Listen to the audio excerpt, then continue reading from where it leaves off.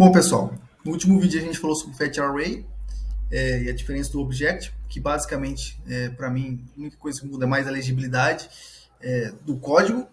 Então, eu vou mostrar hoje também para vocês aqui a questão de fazer uma alteração no banco de dados, inserir uma informação ou até mesmo atualizar. Basicamente, o insert, o update e o delete é a mesma forma para ser feita a alteração. Então, como a gente pode fazer?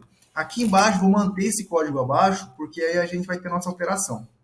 Então, vou comentar aqui, né, que esse aqui é consultando dados, perfeito? E aqui agora, o que eu vou fazer? Eu vou fazer, posso fazer um insert ou posso fazer um update, um delete, vai ser o mesmo comando. Então, eu vou fazer um insert, que é o seguinte, vou fazer um insert aqui. Lembra aquele insert que a gente já copiou, que a gente montou lá no banco de dados? Então, eu vou utilizar ele. Deixa eu ocultar isso aqui, pronto. Vou vir aqui, vou copiar essa informação, ok? Vou copiar essa informação e vou colocar ela aqui. Estou falando, isso aqui eu posso remover. Por quê? Isso aqui eu estou falando qual que é o banco que estou usando. No meu caso, como já estou falando que aqui em cima eu estou usando o blog PHPando, então obviamente essa tabela já existe nesse blog, eu não preciso passar o nome dele junto da tabela. Então aqui que eu vou fazer? Nome, e-mail e senha, e esse campo delete aqui, eu vou remover, tá bom? Eu vou remover esse campo, não vou usar ele. E vou passar só nome, e-mail e senha. Aqui, eu posso colocar um nome que eu quiser, então vou colocar aqui inserindo via PHP, ok?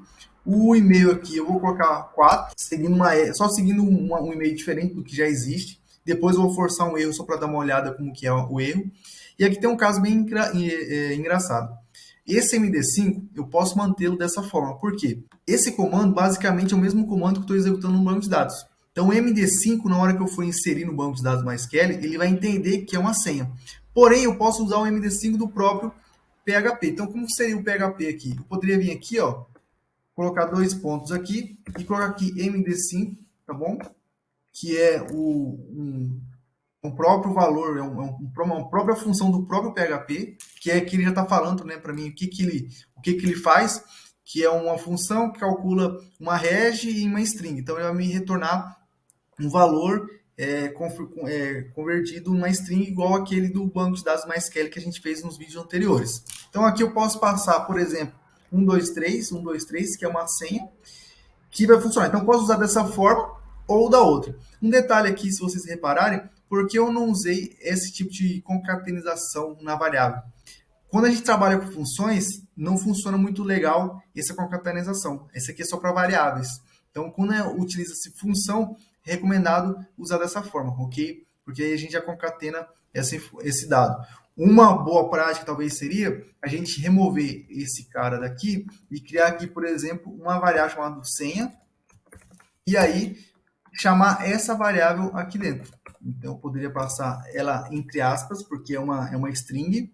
Sempre que a gente vai mexer com um banco de dados que são palavras, que são textos, né, tem que passar entre aspas, porque é uma string, né? O banco de dados tem que saber que é uma string. Então, aqui eu vou passar entre aspas, e aqui eu vou passar o seguinte cenário. Vou passar aqui chaves, fecha chaves, e passa a variável aqui dentro. Então, password.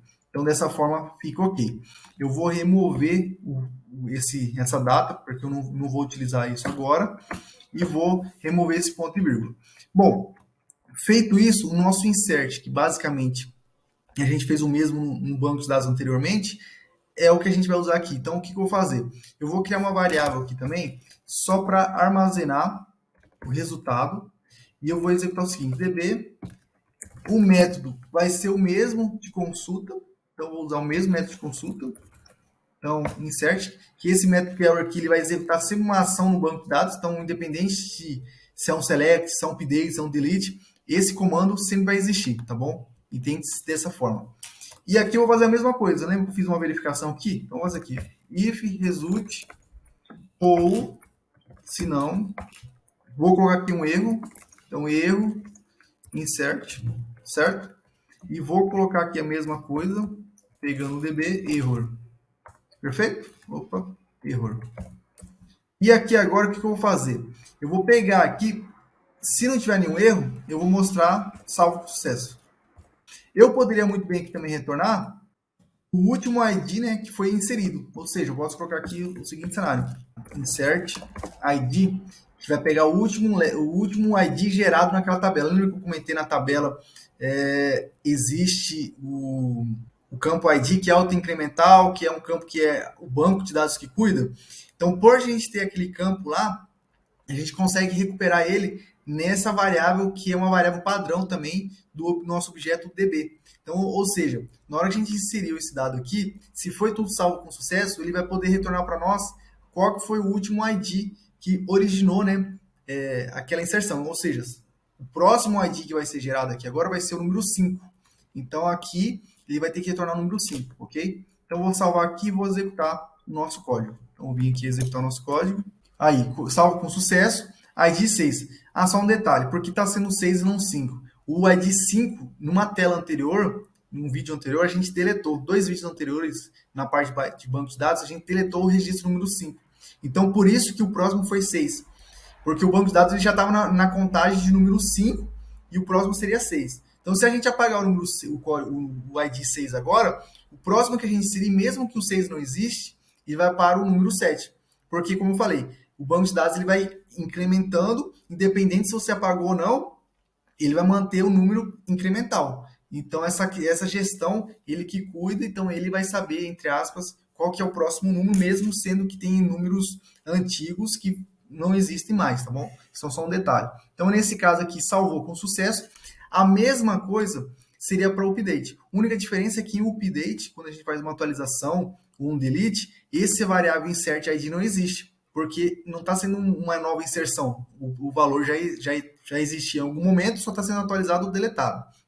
Então, dessa forma aqui, esse mesmo comando de insert funciona a mesma coisa para o update. Lembrando que, no caso de update, eu removeria esse aqui. Então, se colocar aqui, atualizado com sucesso, no caso de update. E se fosse deletado, eu colocaria aqui deletado com sucesso, né? Apagado com sucesso, que também seria o mesmo resultado. Então, basicamente, isso aqui é um meio padrão que a gente vai ter, que a gente vai seguir para todo o nosso código, ok? Então, isso aqui já conclui a nossa breve introdução de como a gente usa a conexão do MySQL com o PHP. E deixo claro, a forma que está sendo feita aqui, você vai usar para qualquer tipo de sistema. Isso aí não tem muita escapatória. Obviamente, conforme você vai evoluindo, você vai percebendo que tem técnicas mais avançadas, como eu comentei nos vídeos anteriores sobre o PDO, que torna a sua conexão um pouco mais genérica e dinâmica. Você consegue conectar qualquer tipo de banco de dados. Você vai também usar no futuro a orientação objeto, que envolve uma construção de classes. Então fica mais dinâmico também o seu trabalho. Mas basicamente, da forma que eu estou mostrando aqui, você consegue montar qualquer sistema usando esse tipo de lógica, tá bom? No próximo vídeo a gente vai dar uma refatorada nesses códigos aqui para deixar um pouco mais dinâmico e um pouco mais organizado, ok?